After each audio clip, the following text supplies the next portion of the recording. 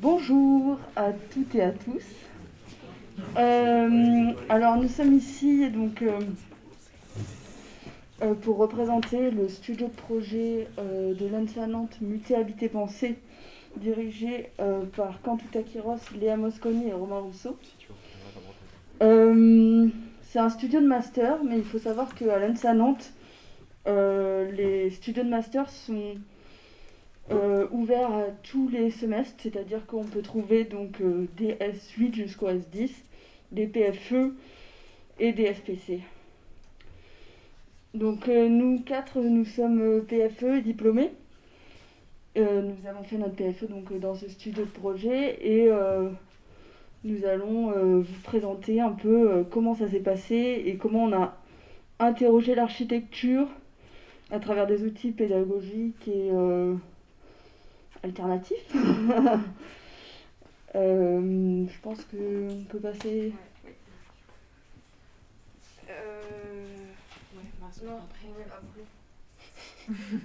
Super organisé. Du coup, juste un petit passage sur le cadre pédagogique du studio. L'intention de base pour tout le monde dans le studio, c'était un peu travailler par l'architecture à déconstruire, dépasser, transformer des paradigmes en place. Et aussi donc beaucoup de remises en question, notamment des dualités.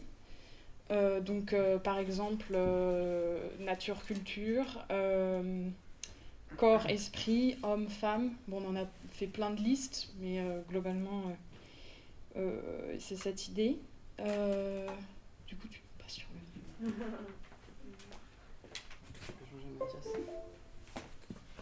Du coup, là, on a mis des images de nos couvertures de mémoire. Ce sera peut-être juste, on va passer et dire un peu rapidement sur quoi on a travaillé. Parce que la présentation, on va pas dérouler par projet, on va plutôt faire à 4 voix en mélangeant un peu par thématique. Et parler du mémoire, enfin de la notice de PFE. Donc, oui, peut-être précision, parce que j'ai compris que dans toutes les écoles, c'était pas exactement pareil. En master, à l'ENSA Nantes, on a un mémoire de master, mais qui est différent de celui du mémoire de PFE. Donc le PFE se fait en un seul semestre, où il y a une notice de PFE, donc un mémoire de PFE, avec la soutenance et le projet. Et l'idée, c'était que voilà, on a pris du temps, et c'est un peu la pédagogie du studio que de nous faire travailler assez longuement sur l'élaboration du mémoire. Et c'était vraiment un outil pour aider à faire du projet. C'est-à-dire qu'on a passé voilà, jusqu'à début février, on était dans l'écriture du mémoire et en parallèle, on faisait début janvier, pardon.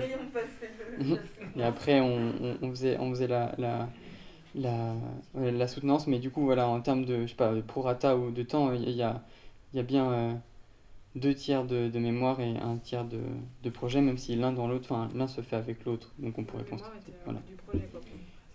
Tu veux commencer, Camille, vu que tu es la première juste de dire de quoi tu parles. Ah oui. Du coup, moi j'ai fait un projet qui s'appelait Chemin faisant une laverie, et du coup je vais juste vous lire la problématique. L'idée c'était de réfléchir à ce que la laverie en tant que lieu à la confluence du commun et du domestique pouvait proposer en termes d'espace de mise en vulnérabilité et de questionnement.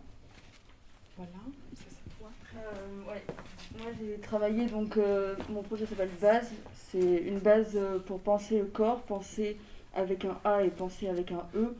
Et donc c'était questionner en fait à travers un programme d'université mobile le corps et comment en fait essayer de, étant donné que c'est le plus petit commun multiple que l'on partage tous, mais qui est quand même un support d'inégalité assez impressionnant dans nos sociétés.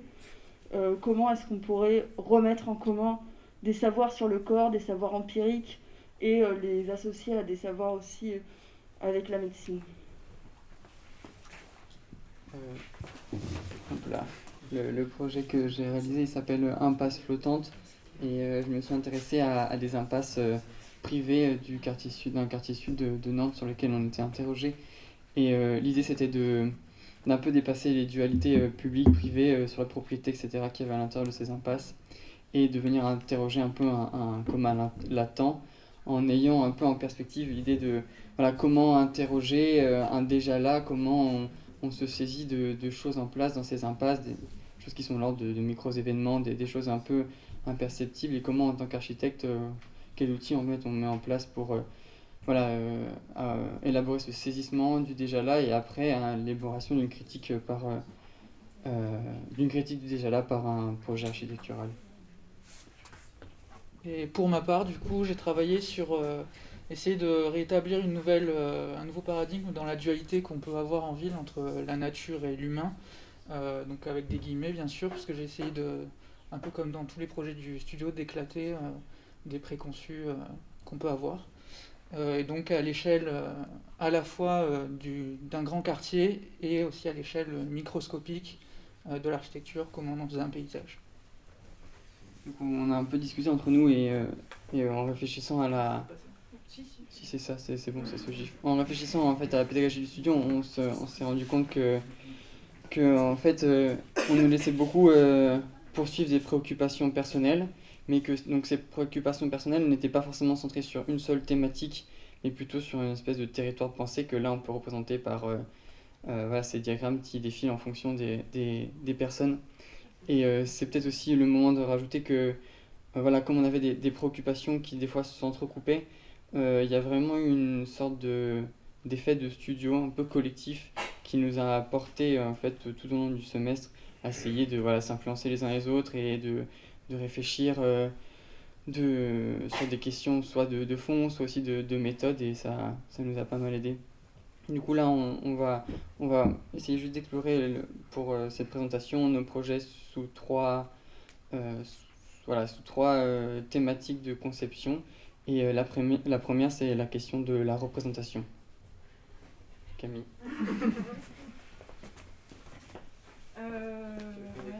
Je commence pendant où on te le fait. Tu veux commenter ? Tu peux commenter si tu veux. Alors Camille, elle a travaillé sur donc pour essayer de représenter de manière un petit peu les ambiances atmosphériques de l'espace, et pour créer donc des ouais, parce que je n'ai pas envie de dire des commentaires. Ouais, du coup, moi, mon projet, puisqu'il parlait du vulnérable et de remise en question de beaucoup de choses, et que pour moi, l'architecture, enfin le bâtiment, l'espace était peut-être pas... Enfin, il avait besoin d'autre chose aussi, et que les ambiances sont un médium intéressant pour engager du questionnement, parce qu'il y a une interaction avec le corps, et le corps est lui-même un peu perturbé. J'ai voulu du coup un peu réfléchir à ces ambiances, mais il fallait trouver un outil pour déjà les penser, et puis après les diffuser, quoi. Et du coup j'ai pensé avec comme des nuages de couleurs qui là sont transcrits sur tissu, et chaque couleur en fait représente des choses très différentes. Ça peut être une température, une humidité, une présence de personnes, des discussions, du coup du son, et tout ça se mélange et et ça sent la lessive. Mais c'est un truc un peu immersif qui était aussi l'idée de la voir en palpable et à la dimension du corps, pour vraiment que ce soit une compréhension presque intuitive et évocatrice de beaucoup de choses sans que ce soit trop précis. C'est qui après ? C'est moi. Du coup, moi je m'étais heurté à la question de comment représenter la présence d'une nature en ville. Donc en fait, un médium qui a été très vite assez utile, ça a été de faire des petites vidéos où on va explorer le sol, mais aussi des activités, le rapport à un paysage urbain. Et tout ça, donc ça m'a permis, je m'en suis rendu compte assez vite, à communiquer effectivement sans être textuel, mais plutôt sensible, la présence de toute cette biodiversité, des usages et des usagers, au-delà même de l'être humain, des animaux. Donc moi moi, pour mettre en espace les différents lieux que j'avais imaginés pour repenser donc, et décoloniser le corps, j'ai utilisé donc, la maquette. Et c'est les premières maquettes, c'est des maquettes un petit peu intuitives ou avec l'utilisation donc, de matériaux de récupération choisis pour leur particularité, leur texture, leur couleur, leur interaction avec la lumière. J'ai créé des sortes de petits modules qui représentaient donc, les espaces clés du lieu. Donc là, on a le dansodrome et le vestiaire, sont deux espaces importants, donc la mise en question du corps. Et puis il y a ensuite aussi l'atelier de pose où on peut apprendre à dessiner et observer le corps respectueusement. Moi, toujours avec mes impasses, il y avait un peu cette idée d'aller essayer d'appréhender et de saisir ce qui pouvait s'y jouer. Et en me référant un peu à la pensée d'Augustin Berck sur la question de voilà, ce qui fait monde et est-ce qu'une impasse pouvait avoir ses propres sens, ses propres valeurs, son propre cosmos. Du coup, on parlait de cosmogonie. Et l'idée, c'était d'utiliser c'était plutôt du dessin à la main qui donnait à avoir, soit à rentrer dans des ambiances, mais aussi à percevoir ce qui pouvait faire monde à l'intérieur de ces impasses. Et l'idée, c'était j'ai essayé vraiment, ce qui m'intéressait, c'était à travers la représentation, comment ça, c'est déjà un outil pour, même si c'était une intention par rapport à un site déjà là, mais comment c'est déjà un outil pour faire du projet. C'est-à-dire qu'en représentant, c'est déjà se projeter et mettre une critique et d'essayer d'appréhender ce qui se joue. Et on en parle aussi hier dans la voiture. Il s'agit bien d'un saisissement, parce que déjà là n'est en rien un fait immuable, c'est plutôt quelque chose qui évolue dans le temps. Et du coup, c'est comment à un moment donné on arrive dans une impasse qui est mouvante, qui bouge, qui évolue, comment on le saisit et comment on le restitue et on le travaille.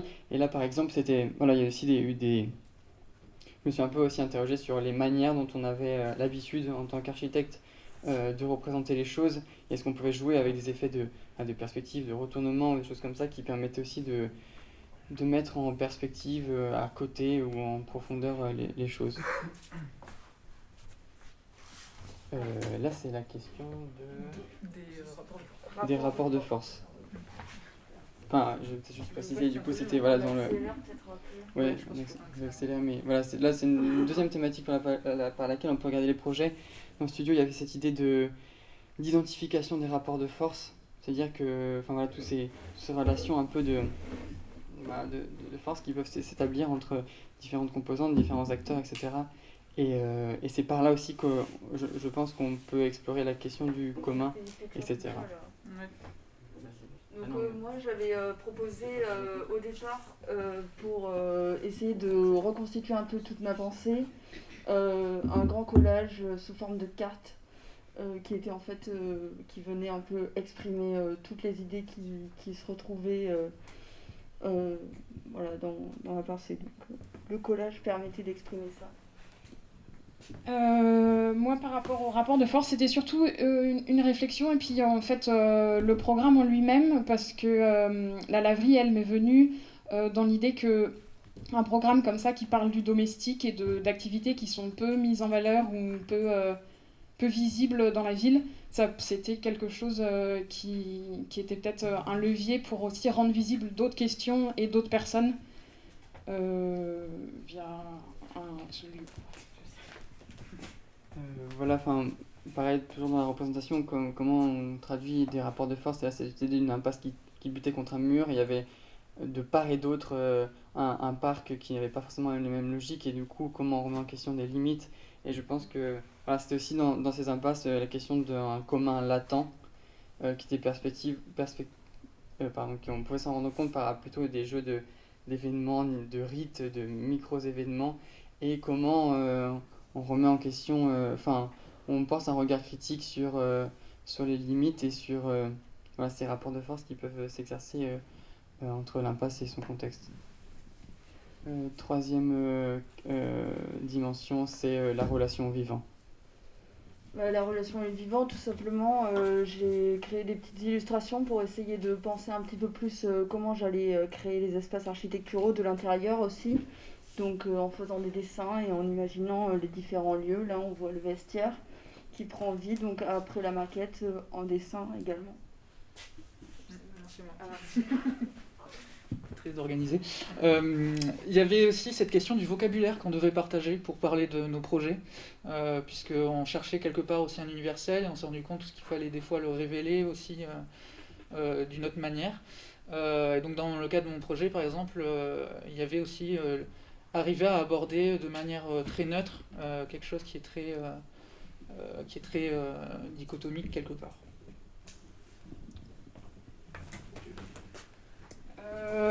Du coup, le vivant, moi, dans mon projet, c'était surtout le rapport entre les individus, que ce soit de la mise en contact pour créer de la discussion, des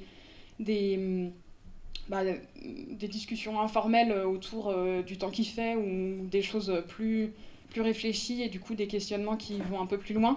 Mais c'était aussi penser un contact qui soit juste de la coprésence de corps, et que c'était aussi partager un espace de façon intéressante, d'être là et de se rendre compte qu'il y avait un autre corps et de savoir juste... La question du lieu de vie aussi et des intimités partagées. Ouais, de l'intimité partagée, oui, c'est vrai. Voilà, là, moi, j'ai mis une image de une des impasses que j'ai travaillé avec la question d'un impluvium dans ce qui était une raquette de retournement, et c'était la question de l'eau comme ressource... comme bien incommensurable, et du coup cette question du commun et comment elle pouvait créer un paysage mouvant et faire de ce temps de la pluie quelque chose de commun avec voilà comment ces arbres qui étaient juste sur une raquette de retournement, une sorte de rond-point, on peut venir les intégrer dans ce paysage, etc.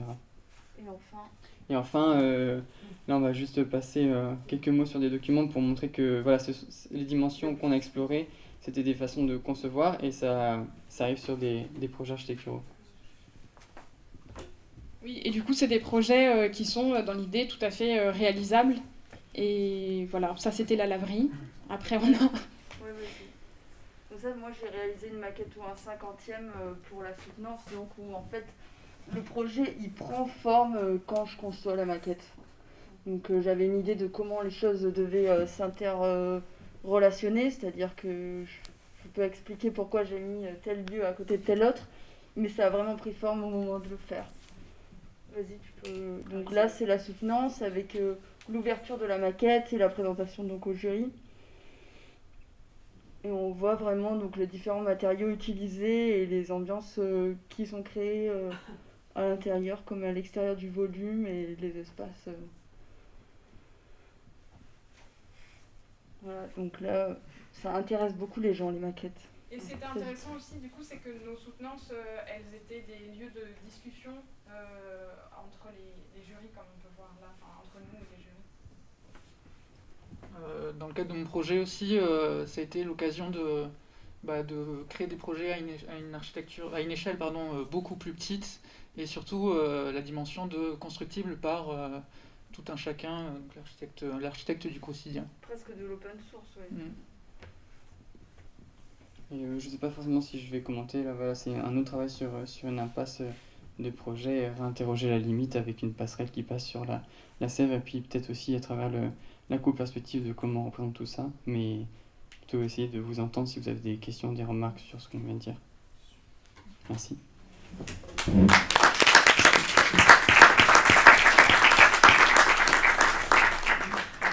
Écoutez, merci d'abord parce qu'il y a une qualité de travail, de dessin et de représentation au sens large qui est vraiment magnifique. Alors évidemment, on assiste là à un travail de PFE et un travail abouti. Donc il ne faut pas que ça, que ça terrifie ou que ça paralyse les étudiants de M1 qui sont là et qui sont en plein encore au milieu de leur travail, parce qu'on sait bien que c'est au moment d'une espèce de cristallisation qui se passe à la fin où les choses prennent forme. Et évidemment, présenter un travail en cours, c'est toujours plus compliqué que présenter un travail terminé. Donc voilà. Donc... Vous pouvez le faire, on l'a fait en un semestre, vous pouvez le faire. Et alors, on est tous diplômés de février. voilà, vous avez encore, là, puisqu'on a vu surtout des M1, vous avez encore au moins 12 bons mois, 13 mois pour atteindre ce niveau-là et puis partir de questions.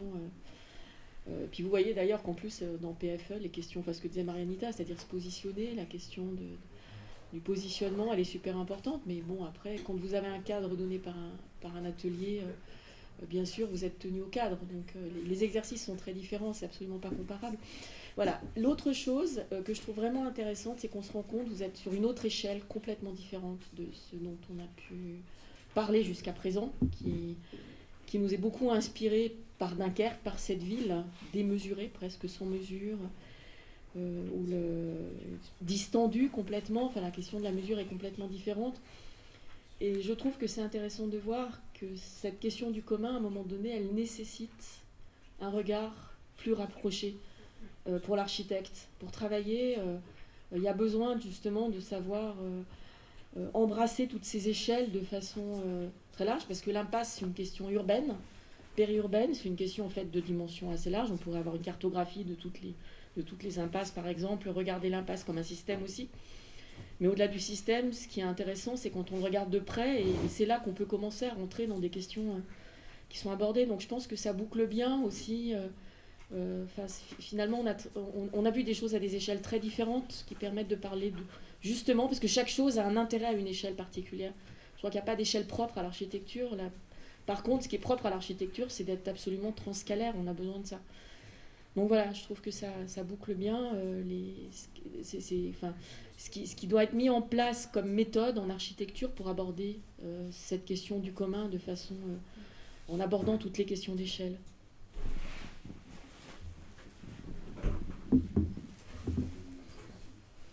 Moi, j'ai vraiment apprécié l'agilité, c'est-à-dire la prise de conscience que on a une multitude d'outils et qu'en prenant le risque de privilégier un certain regard sur ces outils et une certaine manipulation de ces outils, on fait œuvre d'invention et on fait œuvre d'authenticité, de sincérité aussi. La prise de risque, c'est quelque chose de vachement important pour la sincérité du travail. Et j'apprécie vraiment l'agilité avec laquelle vous avez l'agilité et la prise de risque qui conduit à une sincérité des propositions. C'est très important. Et cette sincérité, elle est, alors pour revenir à la question du commun, je pense que pour saisir une partie de cette chose très étrange qu'on appelle le commun, cette sincérité de l'exploration, elle est absolument nécessaire. C'est pas une terminologie qui a tout de suite les réponses qui sont fléchées, quoi, qui sont de l'ordre de la modernité fonctionnelle. Ça marche pas, ça peut pas marcher. Et donc ça nécessite cette exploration que vous avez faite. Je trouve vachement bien. Je pense que voilà, je suis assez d'accord que surtout sur la question du commun, c'est une chose à explorer. C'est des notions qu'il faut travailler. Enfin, toute cette question de la méthode et de l'exploration, à mon sens, c'est aussi pendant ce semestre-là, c'est-à-dire un semestre qui vient un peu conclure un apprentissage de master, etc., qu'en fait on vient être capable de réinterroger nos outils, etc. Donc il y a vraiment eu un travail personnel et un travail aussi collectif à l'échelle du studio qui nous ont permis de mener ces explorations-là. Donc c'était juste pour dire merci pour votre commentaire et aussi de considérer que il y a tout un travail d'apprentissage de ces choses-là. Et si je peux rajouter, je pense qu'effectivement la sincérité c'est porteur au niveau individuel. La sincérité c'est porteur au niveau individuel mais aussi au niveau collectif au moment de la présentation des choses, c'est-à-dire qu'on peut vraiment se tenir devant ce qu'on a fait et l'assumer complètement avec les risques que ça prend en compte. Moi dans ma soutenance il n'y avait aucun plan, aucune coupe et il y avait une maquette. Il y a une question de Oui, en fait, je le souligne, parce que c'est très intéressant. Ma question, elle est suite à ce que tu viens de dire. dans le sens où elle est plus sur le cadre personnel, la question, pas sur le projet en lui-même ou sur la soutenance. C'est plus, on ressent justement cette sincérité quand vous expliquez vos projets personnels à chaque fois. Et je me demandais justement, en fait, qu'est-ce qui vous a mené à cette réflexion-là, dans le sens où, par exemple, je prends l'exemple de l'impasse, c'est toi qui as travaillé dessus. Qu'est-ce qui t'a mené, est-ce que c'est une histoire personnelle qui t'a amené à traiter ce sujet-là et qui a fait que tu as pu se le pousser?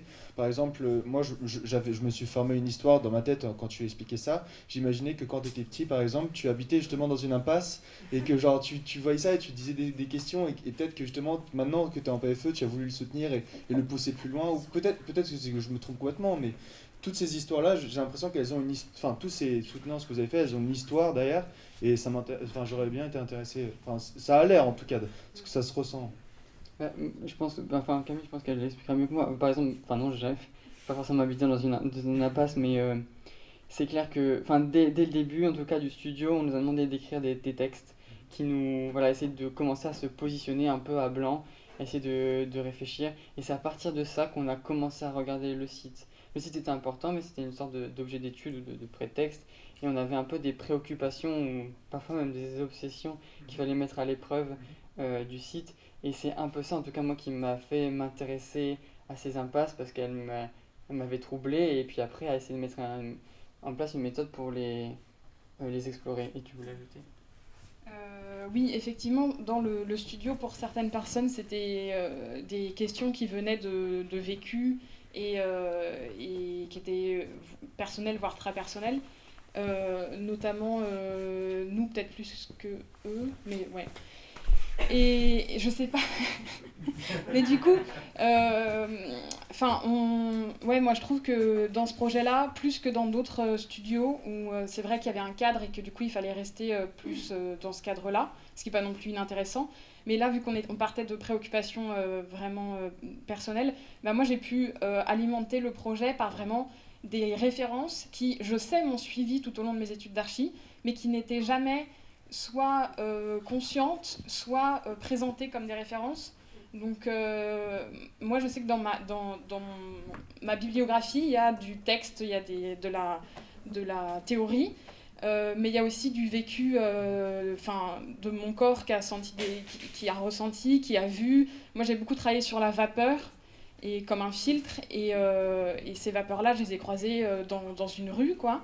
Ou même, moi j'aime bien rappeler, mais dans mes références qui m'ont toujours suivi en école d'archi, il y a des livres d'enfants.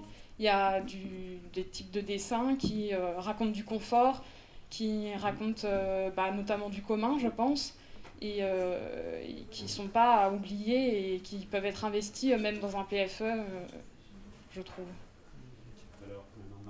Oui, merci, c'était vraiment très très intéressant. Et ce que je voulais apporter, c'est qu'en fait, l'impression, je pense, moi, l'impression d'intimité ou de personnalité, c'est le fruit d'un travail qu'à mon sens, c'est à l'inverse. C'est-à-dire, c'est de comprendre et d'incorporer un sujet et de le travailler. Je ne sais pas ce que vous faites en atelier, mais ce qu'on ressent dans la présentation de ce genre de projet, c'est vraiment cette idée de se légitimer aller au bout de ses propres références intuitives ou alors théoriques et en faire en matière à projet. Mais ça veut pas, il faut, de mon point de vue, faire attention à renvoyer ça à de l'intime ou à du personnel. Je ne sais pas comment expliquer mieux ça. C'est-à-dire que c'est de la matière à projet. Et tout l'affaire, c'est on s'interroge, on ne sait pas pourquoi, sur une carte à des impasses, et on va au bout de cette obsession-là. Ça ne veut pas dire qu'on habitait dans une impasse. Mais ça veut dire... Non, mais ça pourrait être. Mais ça veut dire faire le travail pour comprendre ce lieu comme si on y avait habité. Et donc, c'est cette dimension-là du processus de projet qui est fondamentale et qui amène à ce genre de production qui sont, encore une fois, renvoient à un appareillage théorique spécifique qui est aussi politique. Et donc, je pense que c'est ça qui est important. Et donc, j'avais une petite question de vocabulaire. Je tiens beaucoup aux questions justement politiques et postcoloniales, et j'ai vu que dans votre schéma, vous avez distingué politique d'un côté et architecture postcoloniale de l'autre. Je voulais juste savoir si c'était intentionnel, et donc s'il y a une position derrière, ou si c'est juste par simplicité que enfin voilà. Pourquoi ces deux choses se trouvent à deux pôles différents et c'est pas la même chose, le politique et l'architecture postcoloniale. Bon, alors pour cette dernière question, je pense qu'il faudrait donner le micro à Romain Rousseau, puisque c'est l'auteur de ce diagramme. Et voilà. Et sinon, pour répondre plutôt à la question de l'intimité et de comment ne pas aussi franchir des frontières émotionnelles qui peuvent être complexes à gérer et qui n'ont pas forcément leur place dans le travail d'architecte ou... En tout cas, il faut... Oui, mais il faut savoir, en tout cas, les manipuler. On a plusieurs projets qui ont travaillé sur la question du genre et du féminisme, et le mien en fait partie, et c'est quelque chose qui s'est posé au cours du semestre, c'est-à-dire qu'on avait des intentions et des énergies fortes qui nous dirigeaient à travailler là-dessus, et il a fallu également se conforter dans sa légitimité à prendre des positions, tout en n'étant pas forcément l'incarnation de tout ce qu'on voulait représenter ou de tout ce pourquoi on veut aussi s'engager en fait. Mais l'exemple du genre est parfait parce que le genre est ressenti et construit socialement. C'est ça, exactement. Et construit socialement et politiquement. Donc c'est un bon exemple. C'est pas parce que vous n'avez pas travaillé sur une laverie parce que vous êtes une femme. C'est évident. Vous allez travailler éventuellement sur une laverie parce que vous questionnez sur le rapport entre genre, entre l'espace intime, entre l'espace domestique. Vous voyez, donc, voilà, c'est important de déconstruire justement les objets sur lesquels on travaille de ce point de vue-là, intime et politique. C'est ça que je voulais dire. C'est pas une question de ne pas travailler sur l'intime. C'est important aussi. Je voulais ajouter une chose aussi, c'est il y a un mot qui m'arrête un peu, enfin je trouve ça tout à fait passionnant ce que vous présentez, ça a été dit, inutile de le répéter, c'est la diversification de l'instrumentation que vous mettez en place, c'est-à-dire que vous testez toutes sortes de choses par rapport à cet univers, disons, le projet par l'analyse, enfin je sais même pas s'il y a de différence, je crois qu'il n'y en a pas en réalité, on est vraiment tout le temps dans le moment du projet. Voilà. Et en fait, il y a quand même un mot qui m'arrête, qui me semble que vous devriez peut-être réfléchir, c'est le terme de représentation, qui ne me semble pas vraiment correspondre à ce que vous faites en fait.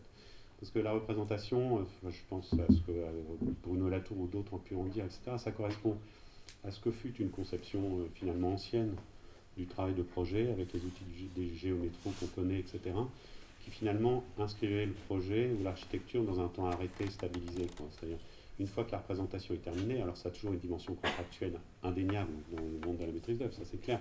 Mais là, vous êtes dans la manière dont vous naviguez entre les différents outils de production du projet, je pense que vous êtes plutôt dans la présentation que dans la représentation. Même dans la performance. Oui, sans doute, mais dans présentation, après on peut aller vers présentification. Il y a quelque chose qui fait que sans cesse le projet poursuit son chemin. On est dans un process qui s'étoile. Pardon, il y a des voies, des impasses probablement. Enfin, au sens, et donc, mais néanmoins, c'est un fil qui s'épaissit progressivement. Et l'objectif, c'est peut-être de vous représenter à vous-même ce que vous êtes en train de faire, mais en vue de la présentation que le projet accomplit lui-même. Ça, je trouve que c'est assez important de se le dire. C'est particulièrement important, je trouve, sur le cas de cette toile, ce tissu, comment dit-on, une tenture, j'appelle ça une tenture. Voilà, qui fait penser aux années beatniks. Mais comment, à travers ça, on essaye de se figurer un tissu, on pense au suaire, tiens, au Saint-Suaire, un tissu ambientiel chargé d'humeur qui va en fait être un instrument pour précisément, c'est un passeur, un média qui restitue un moment pour nous embarquer de cette...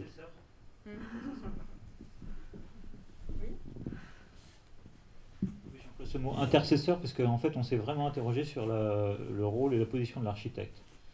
Et à un moment donné, dans le studio, on s'est dit peut-être qu'on peut se positionner en architecte intercesseur. Voilà. Il y avait la question du politique et du décolonial sur le diagramme. Post-colonial, ouais. Oui, il faut répondre à ça. Nous, ça nous intéresse, hein, Romain. Ouais. Oui, donc toutes ces thématiques en fait ont changé. En fait, on a fait une première cartographie comme ça au début du studio, puis à la fin du studio pour voir comment ça avait évolué. Et on s'est aperçu qu'on a utilisé beaucoup de mots et de concepts, peut-être outrageusement. Par exemple, la question de la décolonialisation a été abordée. Et la décolonisation, bon, c'est quelque chose d'extrêmement précis. Et que finalement, on se permet d'utiliser ce concept-là en architecture pour repenser, mais à partir de l'architecture. Pareil, il y a un autre mot qu'on a beaucoup utilisé dans le studio, c'est queer. Queer, c'est un terme très, très vague et en même temps très précis qui s'adresse à une communauté qui parfois revendique ce mot pour s'identifier à cette communauté-là. Et nous, on s'est permis, avec une liberté peut-être un peu abusive, d'utiliser ce concept, c'est-à-dire du changeant, du droit à devenir quelque chose d'autre pour penser l'architecture. Donc c'est vraiment ces espèces d'outillage conceptuel pour essayer de réinterroger les dualités et les binarités et comment finalement ça pourrait nous refaire méthode pour penser une architecture contemporaine. Franchir des frontières en fait. C'est ça, exactement. Et c'est pour ça que moi je considère que décoloniser l'architecture, qui est bien sûr qui a une dimension plus propositive, mais finalement est plus cohérente avec le projet. C'est-à-dire qu'une architecture post-coloniale, on ne définit pas ce que c'est ce poste, alors que le fait de dire on doit décoloniser l'architecture, c'est on comprend la dimension politique, dominatrice, etc. Donc c'est pour ça que pour moi c'était très associé à politique, alors que si on le dissocie, on a l'impression que on pense juste le poste. Mais voilà. Et on a eu un travail de dessin. Pour chacun faisait ça dans l'atelier. On appelait ça décolonisation de la forme architecturale.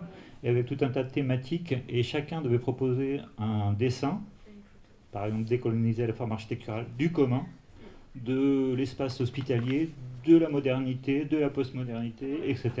Et ensuite un deuxième exercice, avec un exercice de photo, ou de référence, où chacun devait montrer une image. Donc ça, on pourra vous le communiquer si ça vous fait rigoler. On aura un séminaire qui s'appellera Décoloniser l'architecture. Ah ouais, on vous invite. Ouais. Oui. Moi, j'avais juste peut-être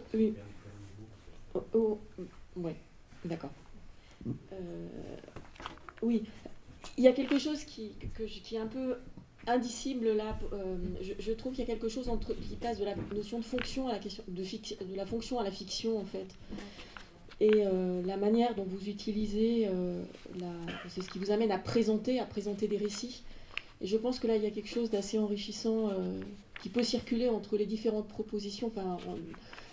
Cet exercice, malgré tout, l'exercice d'architecture en école, c'est toujours un travail académique. Hein, on le sait bien.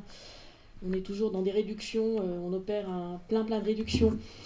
Mais je trouve qu'il y a quelque chose qui passe là entre une année et la suivante, qui est passer de la question de la fonction à la question de la fiction, finalement, que vous montrez.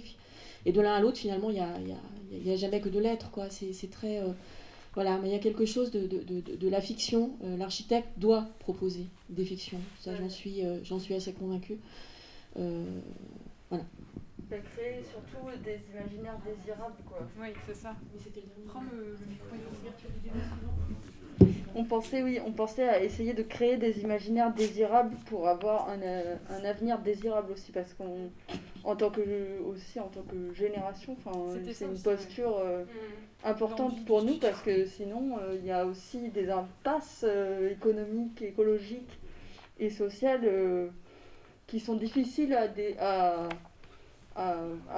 finir plus joyeusement nos études. À surpasser, voilà. Oui, c'est ça.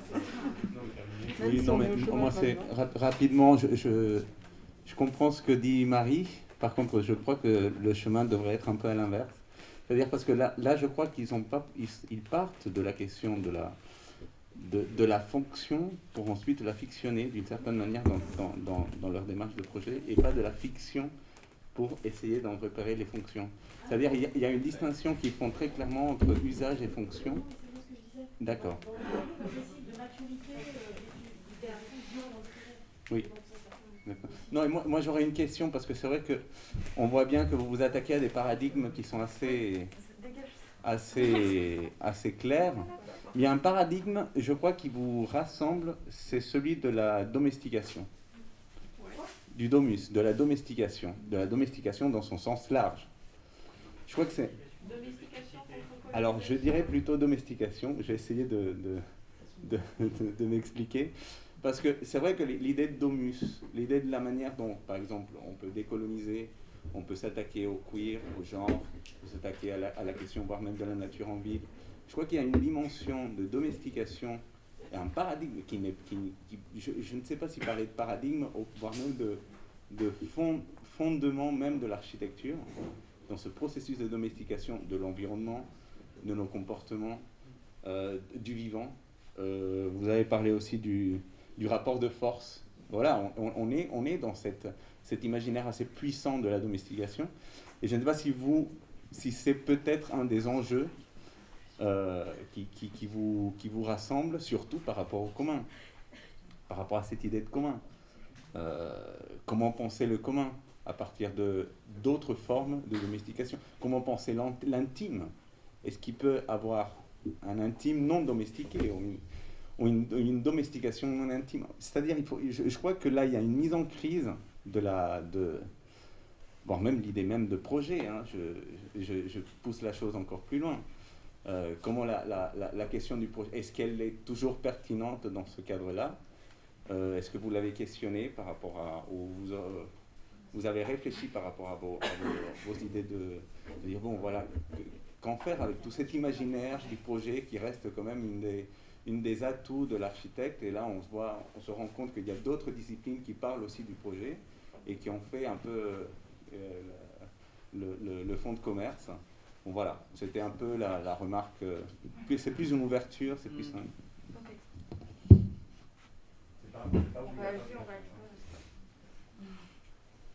Sinon, ce qu'on pourrait faire éventuellement, c'est se donner peut-être 5 minutes de pause et on enchaîne avant le repas. Ça nous laisse environ 45 minutes, 50 minutes pour cet échange formes et imaginaires. Merci.